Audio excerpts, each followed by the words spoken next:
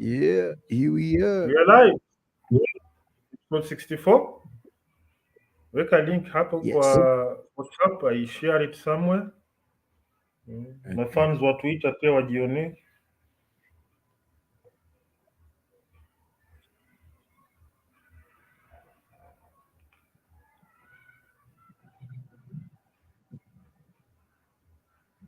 Sawa, nimeituma, huh? Hapo hapo. So how's your week been? It's been a good week. Mm, Fairly busy, mm, but all good. All good. I'm trying to just now figure out how to juggle all the things that mm, I think I had a lot of free time when I was also doing my own thing. mm. Now, You share it on Twitter first. uh, You said you were what? so it's just trying to see, you know, juggling all the things that I have to do. I've had to Mm, drop a few things, mm-hmm, uh, focus on others that I think are more priority now. mm. Uh, yes, I can see we've got Taleb. Taleb Karibu Sana. Yeah, but it's been all good. It's been all good, bro. How's Tale your week Mogola, been? karibu sana. Welcome to Free Flow Saturday. I've had uh, I've had him talk on the 600 space, 600 hour space, being It's still hosted going. by Hey, these by guys are very just own Kenyan version of Jerry Springer, Mr. Nyamuzi, the guy who he cooks people, but he's not a cannibal. So it is what it is. it is what it is. Mhm. So for me, it's been I had I had a serious near miss today.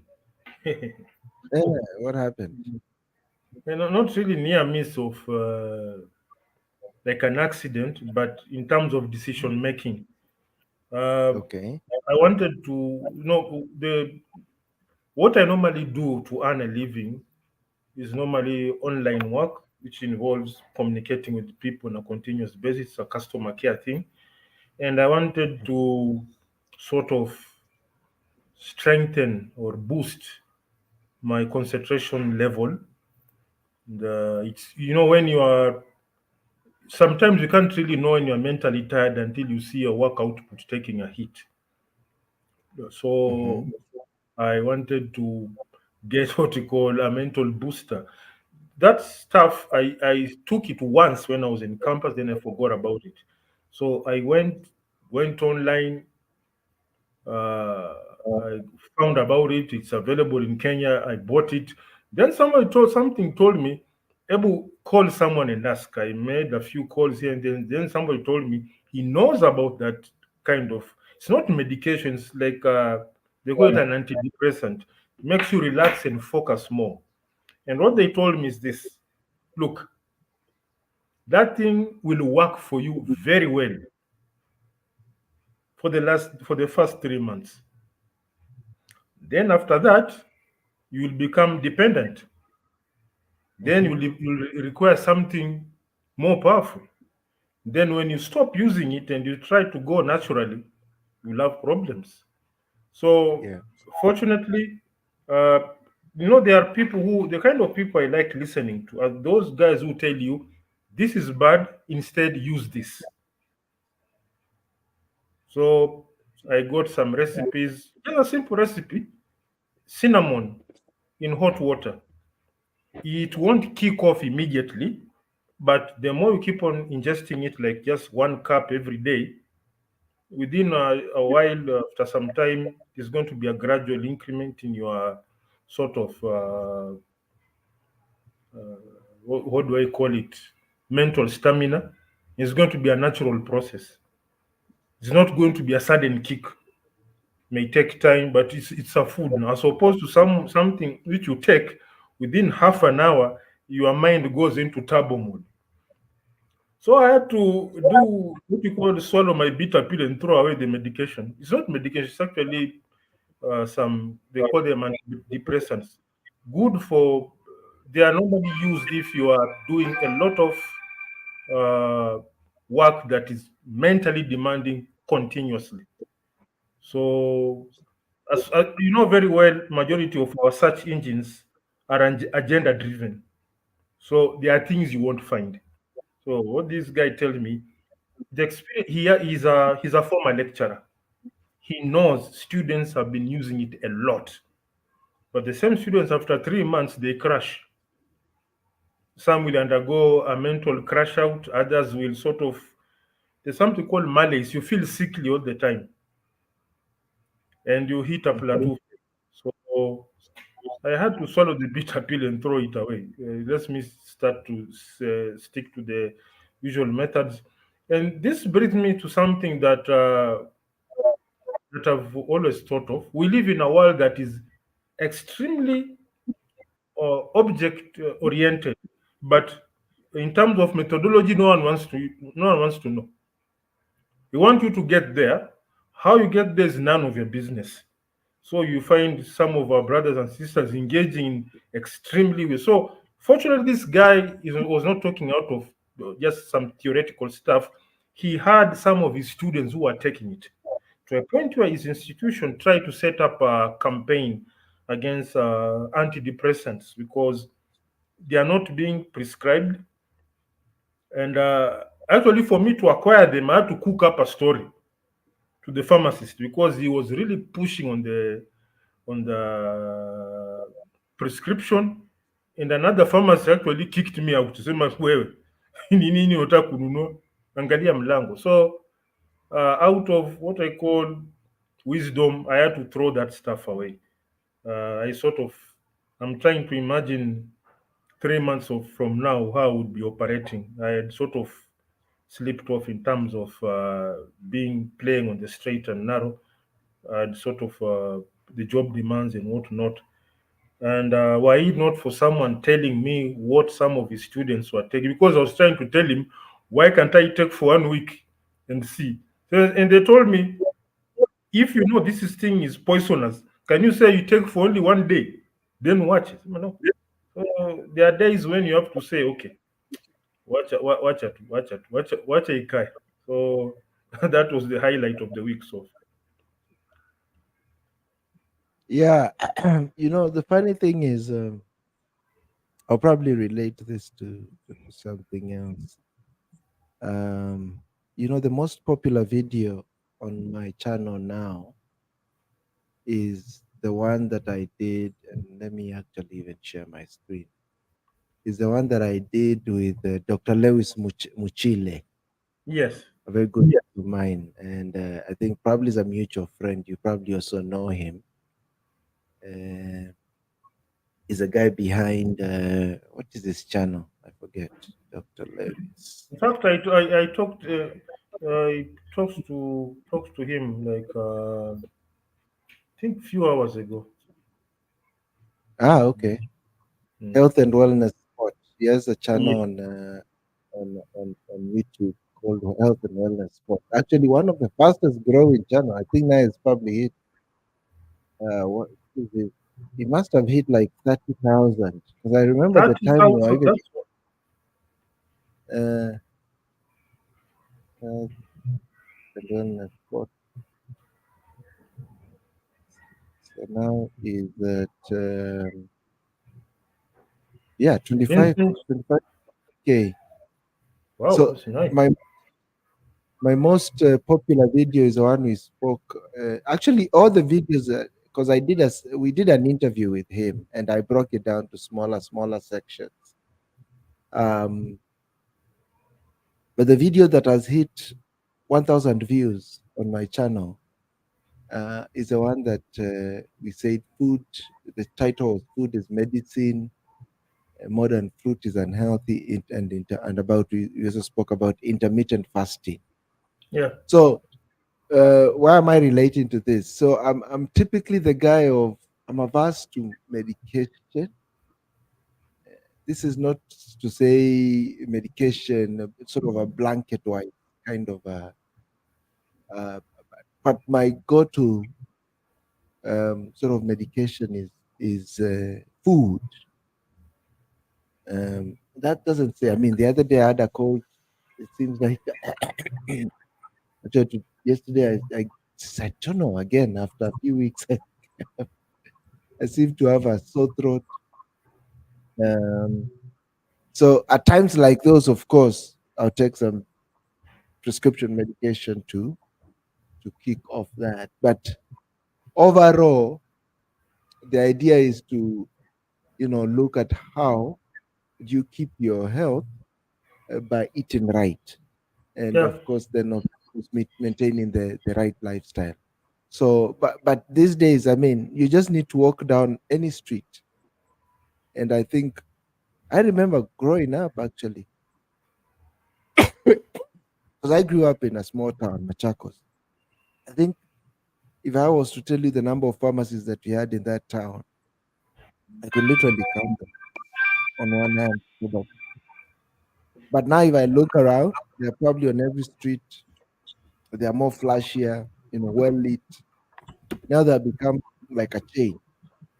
There are many that have the same, that is like a franchise, and they are big. You go in, they have literally got aisles. Before it used to be just a small shop with a counter. You go into the pharmacist, give him your prescription, then he gives you the medication. But now it's an entire aisle. So just to show how we commoditize medication. It's become like just grabbing a snack at your local supermarket. Um, and that ease with which you can gain this medication, people have just literally found shortcuts. And the problem is those shortcuts have got certain implications. That's why, we've got a high rates of cancer, as you're saying. If you end up getting any of these antidepressants, yes, they might give you the expected results you want, but what's the outcome? As you say, you now start, training your body to get used to them. The body start demanding more of that.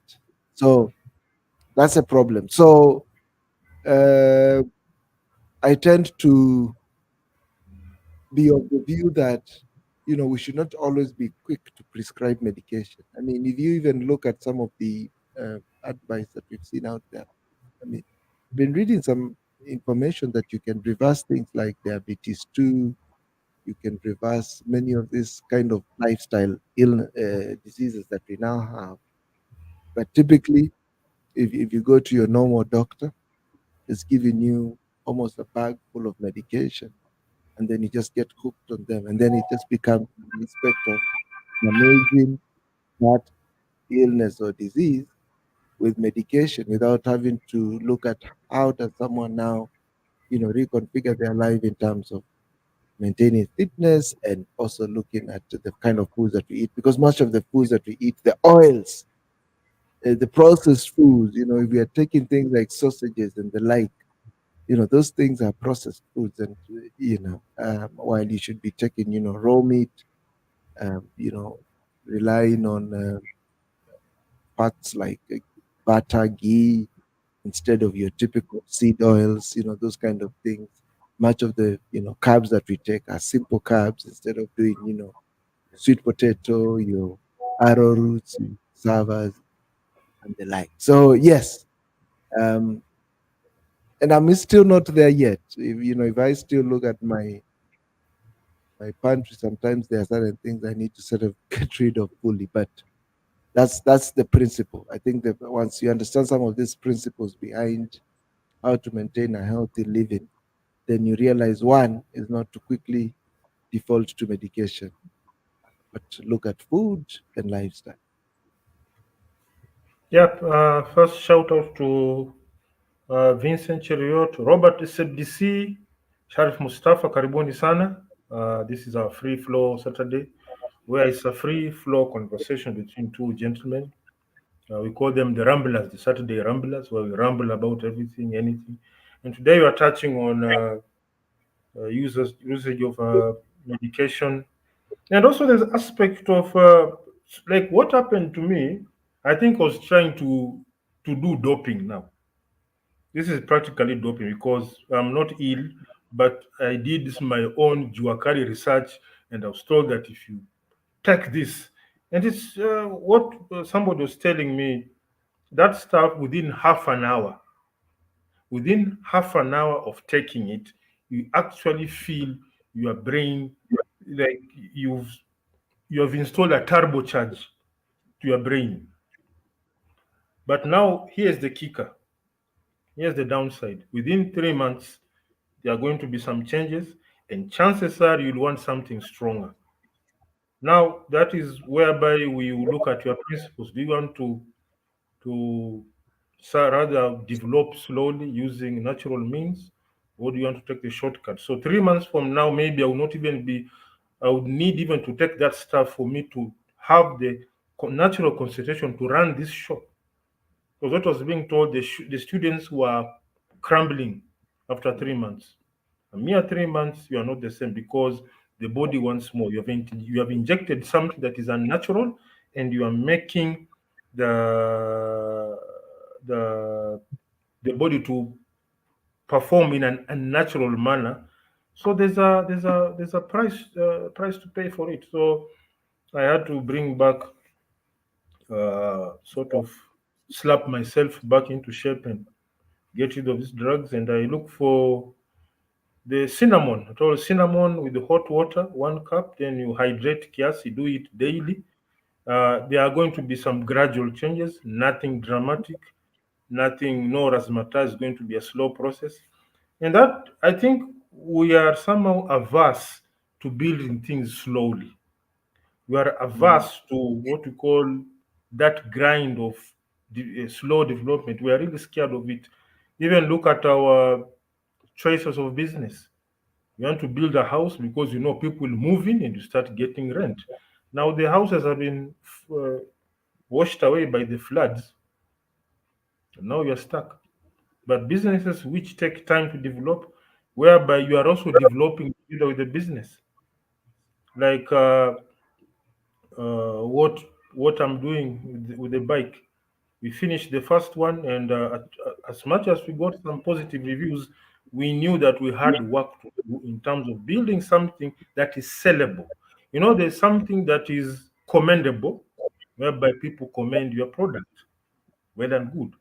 You have to now go to the next stage of sellability.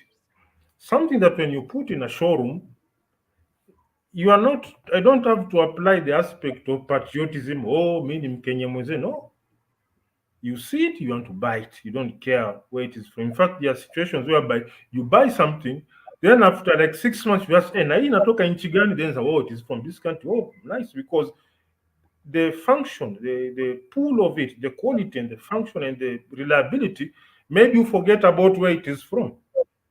Then after some months is when you sort of, by the way, it's from this and this country. So all in all, the guiding factor is when you're doing something, whatever project is a product or service you're building, look beyond ethnicity or the skin color, just build up to standards. And again, you have to sort of look within yourselves because I normally say, what is international standards to you, to someone else, it's local. For example, when you say Mercedes is built to, when you import a Mercedes to Kenya, this one is built to international standards. But what about those guys who live in Stuttgart at the Mercedes plant? You see, your factory concern. So to them, it is local. So we have to come to a point where, yes, there's no problem referring to other entities, but it's time you actually build your standards that surpass what we call international, so that someone can come and look at you. Hey, what are you doing here? Because I find it quite ni kama ukoloni when you say I'm doing this to international standards. Why don't you look at your situation, then build something that surpasses your situation by far? Yes, you can refer. Referring is free. You can refer to other countries that have gone ahead, the Caucasians, the Americans, hakuna shida yote. But when you sit down to build something, Build something that literally surpasses everything that you've read. Because like when it comes to things like exams, somebody will tell you, the exam I didn't do I didn't do KCSE, I did the G what GSE, or I don't know what they call it. I GC. GS whatever, the London standards, it's okay. But why don't we build standards that are tailor-made for us, are tailor-made to make us dominant? Because that G what is meant to make those guys tailor-made to make them prosper. It's for them. The same way when you call a company from outside to do something for you, like inaitwaje, outside consultants. Like now you have flooding, you'll hear you've brought in an expert from Holland to analyze the floods or whatnot. We have that Dio Kasumba. Now, this is the case. These guys are agents of a foreign government. They are agents by virtue of their companies paying taxes to a foreign government. Therefore, they're not going to tell you explicitly, but whatever they'll do, they ensure that they have a way of coming back and making money out of you so that that money is taxed by their government. So all in all, you are actually playing to their agenda. They actually wish that problem that you have, they wish you have more of these problems, that they come here, we pay them in dollars, convert that dollars into their own money, then the money is taxed by their government. So what you are doing, you are actually selling your sovereignty, as opposed to sitting down and say, okay, this is the problem. How many professors in our university do we have on this issue? Let's bring them in. Let the professors tell us, let's bring somebody from outside and he works under us, so that it is the Kenyan agenda that is put forward. For example, like uh, uh, like this year project. See, when you build SGR one, you are to some extent, to a very large extent, you are responding to a foreign agenda because the money is going back to China. It is being taxed. That company is called China Roads and Bridge, whatever. If it, I don't know if it's a private or a government entity, whatever it is, they are being taxed. Then the money goes to Xi Jinping. But if you said, look, instead of SGR, why don't we make our meter gauge push it to its potential? Because the potential of the meter gauge uh, was never attained. We never achieved its potential. So what do I mean by potential? I give you an example. I'm very much interested in transport technology. The most before the SGR thing, Kenya Railways, the most dominant locomotive they were using, it is being used up today, is called the GE U26C. This is actually a meter gauge locomotive. The first batch was supplied in 1977. 18 of them were brought in, and up to now, none have been grounded. They are running. Now, that particular vehicle, GE U26C, has a rated operating speed of 120 kilometers per hour. It can clock spend some speed as what the tunajifanya fanya na SGR. So what was making them slow is because our meter gauge line is it has a lot of corners and curves. So if we want to bring that meter gauge to its potential, straighten it. Let us see if this, because it is rated in its documentation that this locomotive, when it is loaded optimally, it will clock 120 kilometers per hour. But we cannot achieve that because of our railway condition. Now, take this meter gauge, straighten it so that we can see if this thing can move that 120. Push it to its potential.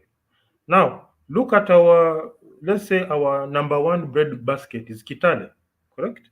We have a main line from going from Nairobi, Eldoret, Malaba. Why don't we extend, see that main line MGR, we can do a branch line to Kitale so that our maize output can be loaded on a rail, on a train, which is cheaper. So now we are exploiting the meter gauge to its potential. Our brothers in Rift Valley, where they grow the coffee, tea, and whatnot, let's have a railway line that sort of penetrates that area, interland kabisa, whereby it is actually from the farm processing kwa reli kabisa. Because I know a railway line passes through Eldoret, but you can put a branch line permeating through. We have places when you are going to sort of visit North Coast or South Coast, kule Kwale. Why don't you extend it to Kwale across the Likoni Channel? See what's going to happen. But we never did that. What we did, we brought another line. And the difference between MGR and SGR is the width of between those two lines. The meter gauge is 1 meter wide, standard is 1.5. So we built a wider line parallel to the old line. And I live near the old line. It is still working. Kuna hizi zinaitwaje steel rolls. You know those rolls of steel that zinapita up. It's still active. So I don't know why we sort of jumped the gun and went to do other things when the available railway infrastructure has not been fully exploited. I found it to be, it's sort of, you are playing to another country's fiddle. That's my take on it. I mean, you raise a great point. I think this aspect of local and international is a very African thing, where local is deemed to be native, backward, and all those negative connotations you can think of. But I mean, if you look at, I look at some of the videos, I think from the West, and you see how there's a pride in the local. Yes. In many a times, they will tend to even put it above anything from outside. They'll be like, oh, this is made by local artisan, or this is made by local engineers, or this is a local manufacturing farm. And there will be always a bias towards the local over the international. It's like if you do the international, you're selling out. For Africa, is if you go international, you're seen to be, you're up there, you're elevated. It sort of raises your profile. But anything local, I guess that's why we also gravitate to other languages, not of our own. If you look at many typical young families now, all their children are being taught to speak English. Many of them are actually sort of punished or looked down upon if they try to learn the local mother tongue or language. So there was a brainwashing, and this brainwashing that our colonial masters did was quite effective. That's why you always find even our politicians, what do? They'll take all their kids out abroad, and they'll be the ones. The other day, I actually saw a very interesting video of there's this party from South Africa called the EFF. I think many of their Economic freedom fighters, those who were red. Yes, the Malema group. Uh, I think one of their top leadership guys, he must be probably second in command after Malema, took a video of himself, going up on a podium to take up his degree from a university out of London. And you should have seen the comments. And they say, oh, you guys are out here saying this while you're pushing for. Because, I mean, what is this education he was looking for in London that he couldn't find in South Africa? What is it? And there's such a pride. I went to LSE, that I went to Oxford, I went to Harvard, I went to Yale, I went to MIT. And this is not to diminish those that have gone there and the pride and the effort that took. Yes, some of the top schools globally. But we've literally sold out, if I could put it as such. We've sold out. And in many ways, what that has done is we've lost our confidence in ourselves because we put pride and emphasis and a lot of regard to that which is not of our own. So that's what we've lost ourselves in many ways, and that's why we've even lost our own creativity in that sense, because we don't tend to build our own. We keep on talking about things like Mobius, as much as it's a car made out of bits and pieces made out of Kenya, it's still a car manufactured in Kenya. Just that pride of having put something together, branded it as a local manufactured or assembled car. Um, Yet we don't have pride enough for the government to say, "Oh, this is going to be our official car." The other day, somebody was actually showing that the president has now since I think since he's coming, is like he's changed 3 or 4 times his official vehicle. He has the latest Lexus. If you look at that entire entourage of his, it's either Mercedes Benzes, Toyota Cruisers, or Land Cruiser V8s. Mm. I've never seen even buying one, at least one to float around and show. I mean, See, you there can't is make. nothing wrong. It's so easy to go to Mobius and say, uh, give us an armored version of this for our executives. Easy peasy. Give us an Exactly. armored version. Then apart from that, we want, I don't know, we have over 200 parasols. We need each parasol to buy 10 of them. That's 2,000 vehicles. But I don't know. That begs the question: are we really free as a country? Do we have the sovereignty? Because we are acting weird. Now, concerning going to Yale and Oxford, hakuna shida na hiyo, because going to Yale or whatever is not a problem. What are you going to do there? And whatever you are going to do, can it convert to something meaningful in your country? The Chinese did it.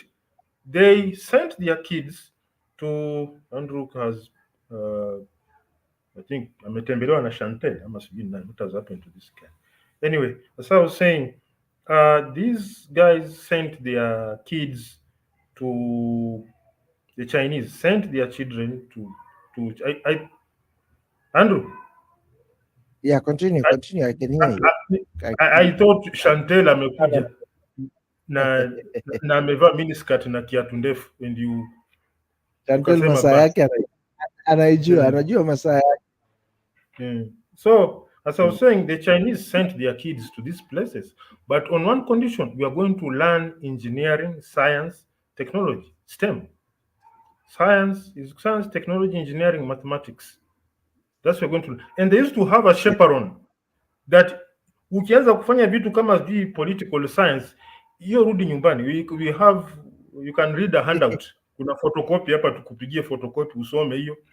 And And their when politics are different. So why would you go read Western yeah. politics then? And again, why do you go to learn political science in America? Then, hey, I'm a politician and I have degree in political science from Missouri State. So what ufanya hiyo policy yako iko in Missouri, whatever it is you're coming from. So these guys came back with their knowledge, and now Chinese engineers are among the best in the world. In fact, it was confirmed by, I think, Tim Cook, head of Apple, the iPhone guys. They said majority of their iPhones are built in China because a Chinese engineer will build it so well, compared to these guys from America with their wokeness and their weird stuff. Chinese engineer will produce something fantastic. In fact, it's against that ile kasumba ya Chinese is low quality. Chinese build you what you want. You go to China, you want a car, you want a very nice sedan that is worth $200. Utanunuliwa gari ya $200, unangurumisha, inaenda, next week imeporomoka, imeachana, crankshaft kando, steering kando, wipers, kila kitu, everything is facing each other. That's a $200 car. You want a $200 car, you get it. It's like what Nakumat used to say: you want it, you get it.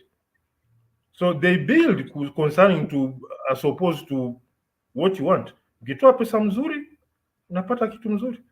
So that is what they picked from the Western world.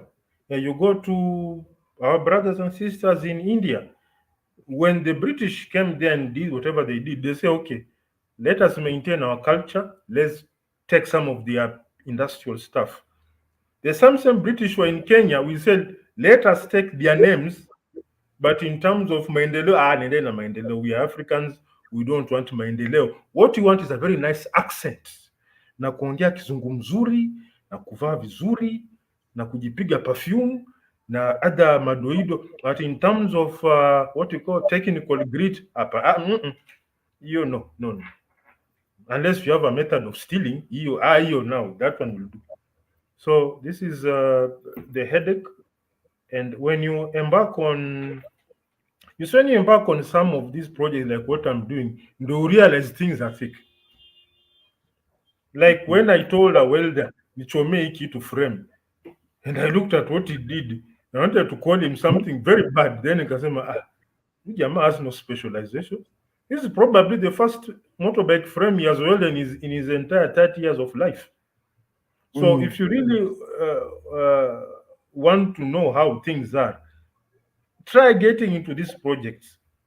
I remember, for purposes of, I don't know, my own safety, I'm not going to mention how or who, but I visited a certain parastatal, and we were discussing something that we were trying to push.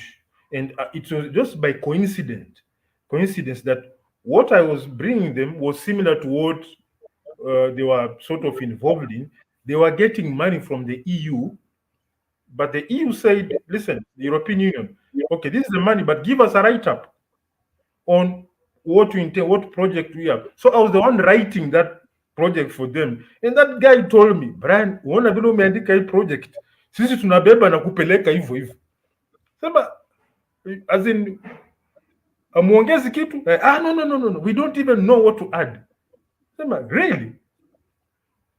And this is a mature person in government, analipwa na taxes zetu. He said, you know the way you've written it, Brian, hivi ndo inapelekwa hivyo kwa wazungu wasomi. Like, okay. So when you start doing these things, what you normally hear on TV, iko hivi, you read on Facebook or Twitter, but when you get in the thick of things, you realize that you have quite a distance to go. That's why sometimes I said, develop something with a few people around you and see where it goes. If you have a large crowd, chances are someone will pull you back, someone won't be happy with you, because you're some of us are not even trying to do internationals. You're just trying to do something decent. Because for us, we say decent. Kwa mtu mwingine that's normal. How hivyo ndio mambo huwa inakuanga kwao. Like somebody will tell you in Kenya is traveling, mimi nimetravel an air conditioned bus, but in Europe a bus that is carrying passengers has to be air conditioned. There's absolutely no two ways around it. If it's a long distance coach, it has to be air conditioned, and the engine has to be rear engine to minimize on the decibels inside the vehicle. So for them that is normal. But when you put it here, it becomes a cause for celebration. Kwamba Andrew amepanda bei. What has happened over time is, and I mean, we saw this, I keep seeing this, particularly, I think there's been a big conversation in the recent past, or the recent weeks and months, because of the rains and issues in relations to some of these mushrooming constructions that are all over Nairobi, the infrastructure, the drainage system, and all that. And I always look at some constructions, and then I'm always asking myself, don't we have a pride in ourselves that you at least want, if you own that building, even if you don't live in it, you probably have rented it out. Don't you have a pride in just putting out something good? So I'm saying this to mean mediocrity has become so much part of us that when we see something even a little above that mediocrity, it becomes like premium. It's charged at premium levels. So that's what has happened over time. We've lost a dignity in ourselves. We don't have standards, values. Um, we need to desire good things for ourselves. We need to love ourselves. We need to desire just. There's a pride. Normally, when I watch some of this, I always like watching DWTV. I don't know if you watch it. The German thing, that German. The German thing. Hmm. And they always have documentaries, and the documentaries can be sometimes even for frivolous things. They'll talk about art, and I'm talking about as though they're frivolous, but I think they're so important to us living a full life. Because for us we've been reduced to food level kind of standards. When we hear these people, you know, expend resources and time talking about art, and you'd see the DWTV. I think they used to do a documentary, and it would have like a magazine talking about things like cuisine. Maybe they would talk about a new art installation that is somewhere on the streets of Germany. It could be on their galleries. It could be in the open air things. It could be something. It can be very basic. It could be music. Could be something. So, and even I look at even the setting of how they do their studios, um, and you can see there's just a desire to just do something good. Put out a nice, if you're a carpenter, put out a nice piece of furniture or whatever it might be. Could be a table. Um, so it's in appreciation of some of these things, I think, that we sort of elevate our lives, make them more wholesome. But because we've reduced ourselves to now just becoming survivors, all that we desire is just what will sustain us for now. Um, I mean, that's why you see even people becoming connoisseurs of, it could be as basics, or rather as things like wine and of all manner of things. There's somebody who just take a pride in that, and they'll study it, they'll research it, they will, sort of eat and think, and everything will be, their whole lives will be around that. So they'll just get into the weeds of what that is.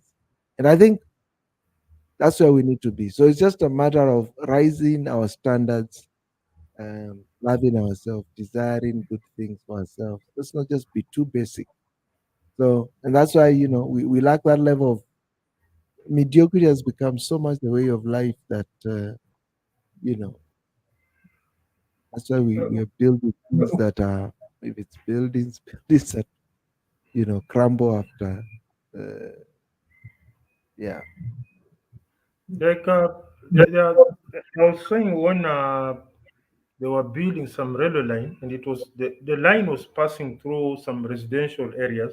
Lut family Lut family is a specialist in coming late. Now I'm a Must have been still sailing. Uh, boti imegonga mawe. Karibu sana, welcome, welcome. So this guys you know, was saying that when the train passes through a residential area, they have to put some mm, sort of a sound absorbing barrier on both sides of mm, the rail. The sound absorbing barrier is a material like a wall kind of material, specialized yeah, sound yeah, absorber that sort of placed between the rail lines so that the train can pass through without any issue. Up at River, I live very next to the old line, the meter gauge. I've yes. become immune kwa ile honi ya gari. It's just aikilia, kuna shida. Sikio, maybe my ears are weak and I don't. Hata ndio ikipiga ndio unang'orota usingizi vizuri. So I don't. I even should go for, if the hooting of a train makes you feel sleepy, you have a Mm, problem now. So we've become so. Fortunately, some of us can realize when this is wrong, and rather than becoming activists, we normally say this: whatever little project I'm going to do, it's going to be top of the line. Yeah, raise the Takamana, standards. yes, standards were due. When we had our discussions with Eric, we said, listen, we sort of rushed on with the first iteration, but it wasn't much of an issue. In the first iteration, we're simply to see if we can assemble something na ibebe mtu na itembee, and it did. Okay, now next order of business, can we have standards? So as I said, we we scored a better performance. We are doing 80 kilometers per hour uphill with the passenger, but now let's work on the aesthetics. Let's build something that if you take it to a showroom in wacha nisiende mbali, South Africa, it will say, nice, this is wonderful, because we tend to we tend to upload a lot on effort. Effort is good, but you have to go beyond effort, because you say if you apply effort in the wrong direction, you are wasted time. If you applied effort on something that comes out like a juakali entity ambayo haiuziki, has zero presentability, that effort is gone. That effort is useless. And we are not saying this as much as I really don't want to I have to catch myself sometimes. I don't want to say that, oh, if I place it in a showroom in America. No, I place it in a showroom in Kenya. The moment you stop saying, okay, there's not much of a big deal. When somebody in America is building something, they did say at in showroom in Germany. They don't do that. They just build something for fellow Americans to buy and enjoy. So we want to work on something. When you see it, in fact, it should the first thing somebody should ask: is it built by Kenya? Say, yes, built by Kenya. Oh, nice. And hopefully, Eric Babu, karibu sana. This is the gentleman I work with. Eric Babu is my product designer at Time Motor Corporation. He actually played a major role in the final design of the product. And what we said is that let's build something that has appeal. And as much as you want to compare with the developed world and say, oh, ikienda London, America, why don't we say, let's build something that looks extremely nice so that mtu akitoka nje anauliza, is it imported? And at the end of the day, you have to avoid being selfish. We hope that more people, more Kenyans, more Africans will start doing things like this, because it is normal for things to look juakali in Kenya. When you are building things, ikiwa inakaa jua kali, that is accepted. But what me, Eric, and two other gentlemen are trying to do is to break that mold.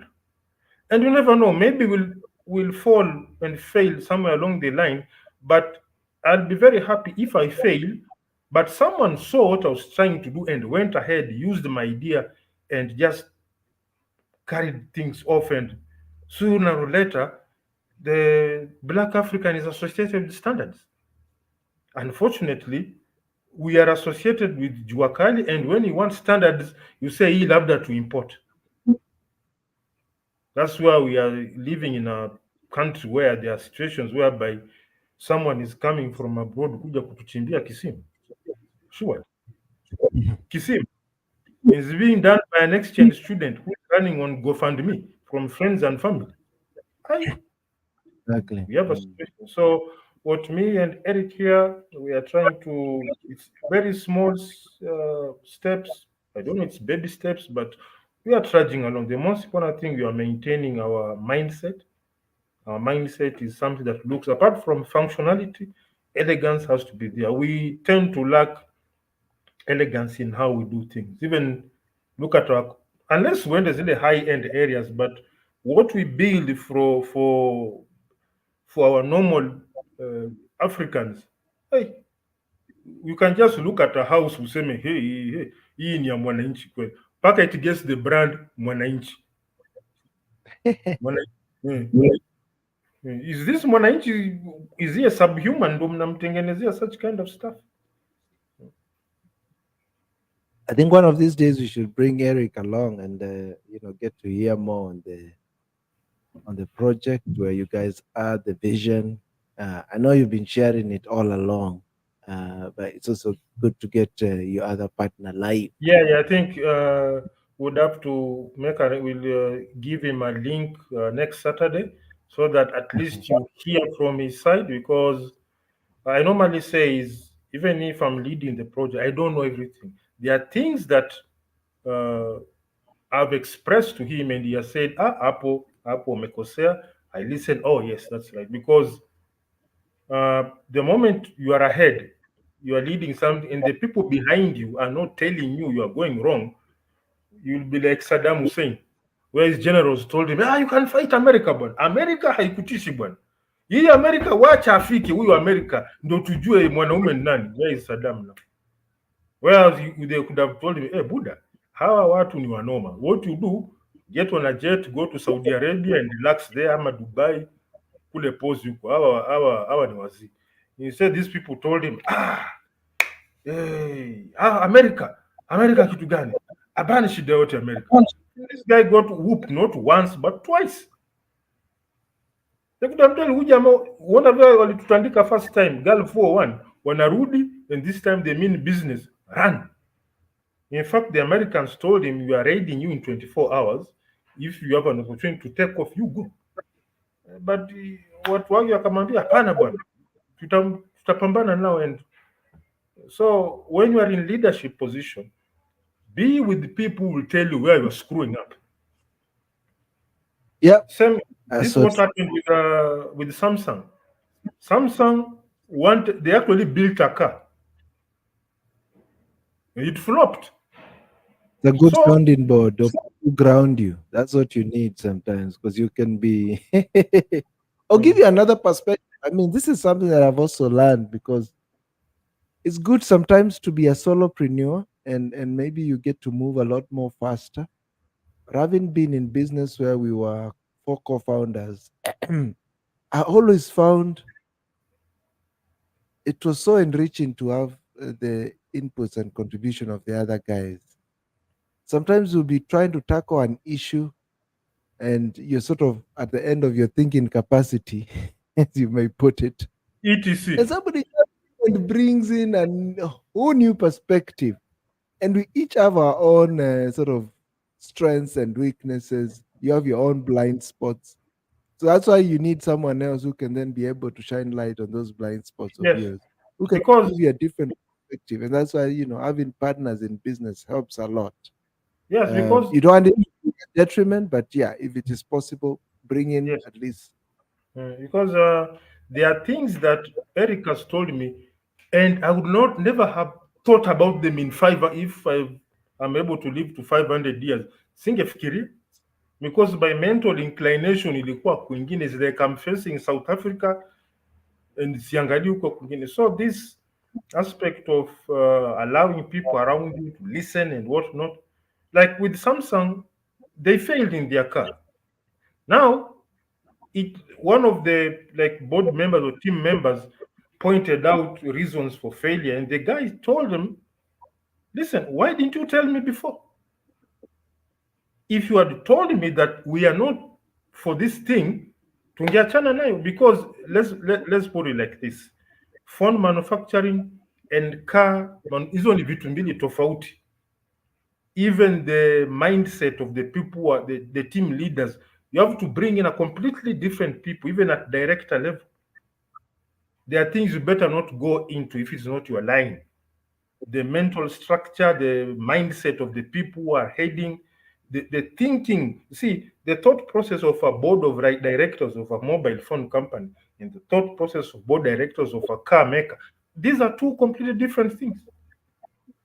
They cannot mix.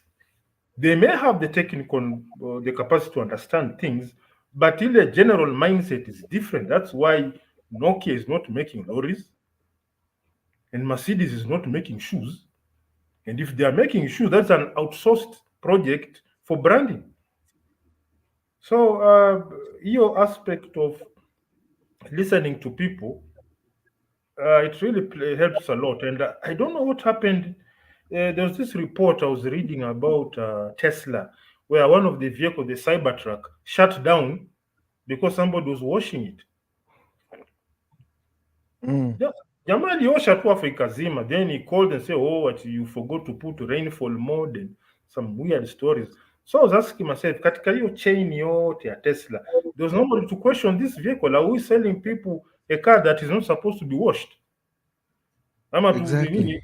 ni gari ambayo inaenda kwa dry cleaner, ama what are we supposed to do with this vehicle?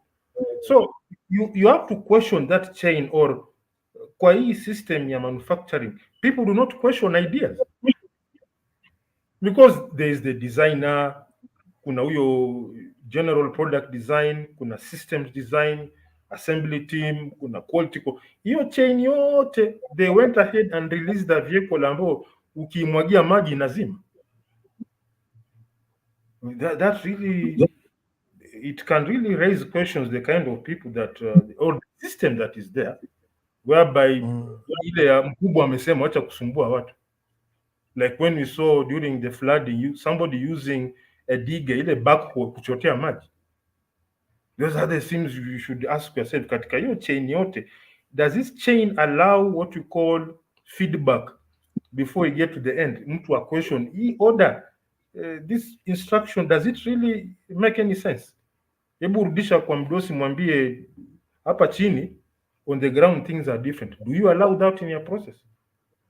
Because when you are up there on your very nice office chair na air condition on a corner table or corner office, you tend to think that wewe ndio unajua kila kitu and your decisions are not questioned. So if that happens, ni unajipata vitu kama you are building a car ambayo mtu akijaribu kuiosha inazima, things like kuchukua tingatinga kuchotea nao maji.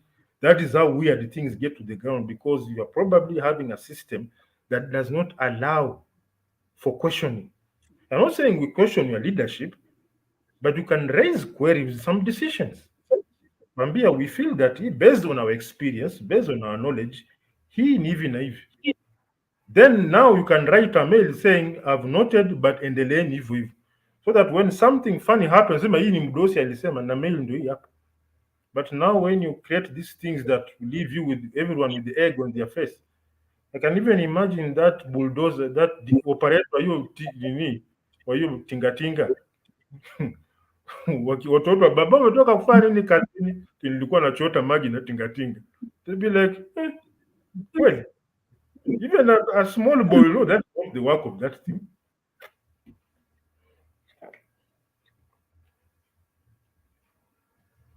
Yep. Anyway, I think those are some of the things that we get to learn. Yeah, man. You can see 57 we've done man. 15 minutes. And guys, we normally don't rehearse these things. We normally Yes, we off- switch on the link when you are like 5 minutes late and we say, fungua iende, ndege imechelewa bwana. We shall know in front. Kind. We normally Shall do know in- know. Direct that's translation a to know in front is kujulia mbele, in case you have people from the Queen's language. Well, So that's a good one for a match idea. We shall know in so we shall know in front. So big up to Sharif Mustafa, Eric Babu, Lute family, and Robert SFDC, and there was Vincent Cheriot. Nasema asante sana. This is the first time I'm seeing you here. Welcome to Free Flow Saturday, where the conversation flows freely. And unless Andrew has something to say, mi nataka kusema adios. Nataka kusema adios pia. Adios. Enjoy your weekend, guys. Thank you for your company.